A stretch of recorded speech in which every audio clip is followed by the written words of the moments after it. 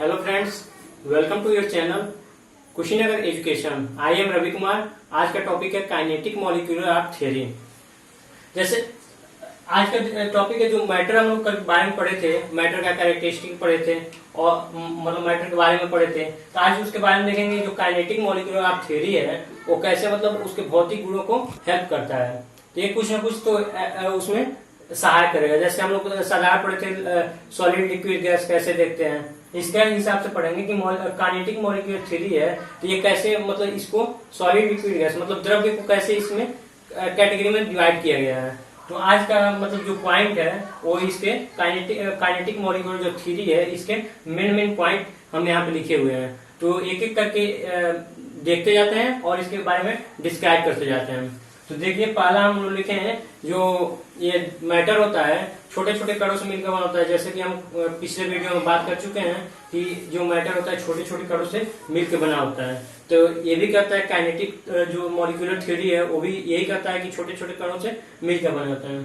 हमारा अगला पॉइंट आता है कि अणु कठोर चिकने होते हैं और पूर्णतः प्रत्यास्थ होते हैं। तो इलास्टिसिटी आप लोग जानते ही होंगे इलास्टिसिटी क्या होता है। तो ये फिर टूट जाते हैं, लेकिन इसमें ऐसा नहीं होता है। इसमें बल लगाया जाता है, फिर हटाया जाता है, फिर अपने पूरे अवस्था में आ जाते हैं।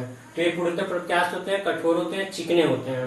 ठीक, अगला पॉइंट आता है अंतराणविक सिद्धांत।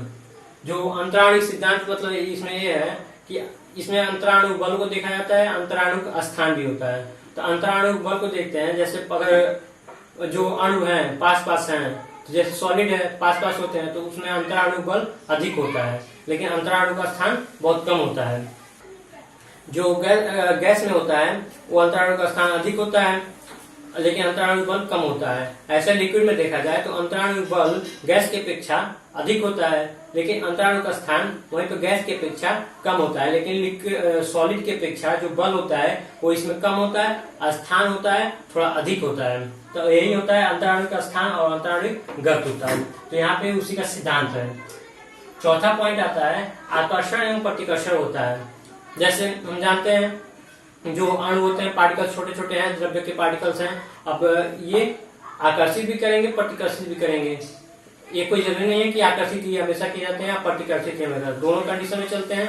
ये दोनों कंडीशन यहाँ पे अप्लाई होता है। जैसे अब अणु है तो अगर एयर में है तो एयर को देखें तो ये तो एक दूसरे से प्रतिकर्षित ही करते हैं, आगे टकराते हैं फिर एक दूसरे से दूर जाते हैं।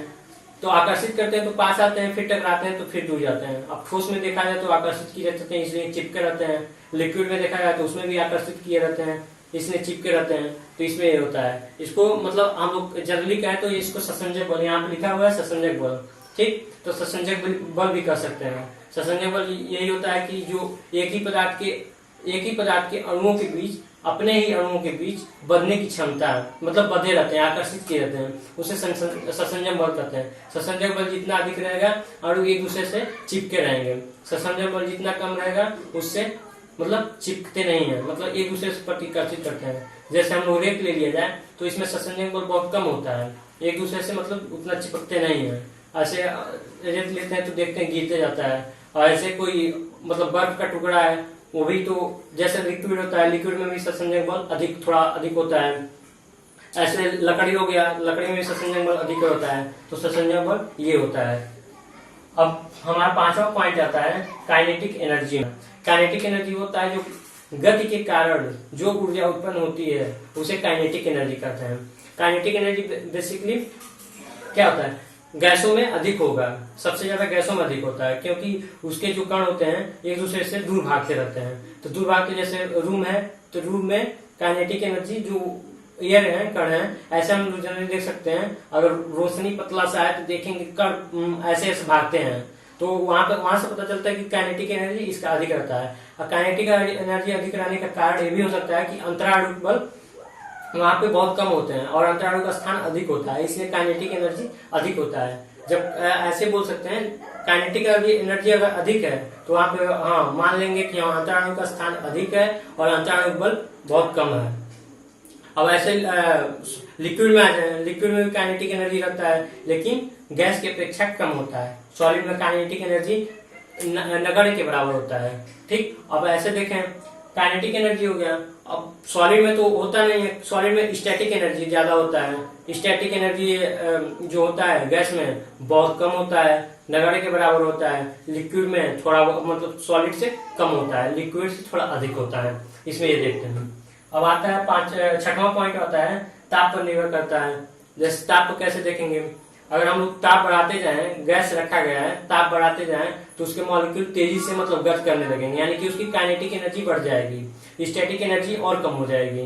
यहीं पे है, अगर बर्फ है तो बर्फ सॉलिड में रहता है, अगर उसको उष्मा दिया जाए, ताप दिया जाए तो क्या होगा, वो धीरे धीरे लिक्विड में आएगा, यानी कि जब उसके अणु दूर दूर हो जाएंगे, अंतराल आणविक जो बल है वो बहुत कम हो जाएगा और अंतराल का स्थान थोड़ा अधिक हो जाएगा, तो उसके अणु गति करने लगेंगे। ऐसे हम जनरली देखते हैं कि जो हम लोग पानी बॉयल करते हैं तो बॉयल करने के बाद जब टेम्परेचर 100 डिग्री पहुंचता है तो उसके बाद सूप बनना शुरू होता है, लेकिन उसके पहले ही उसके जो पार्टिकल्स होते हैं वो गति करना शुरू कर देते हैं। पहले की अपेक्षा उसके गति में तेजी आ जाता है और जब उबलने लगता है तो और तेजी हो जाता है।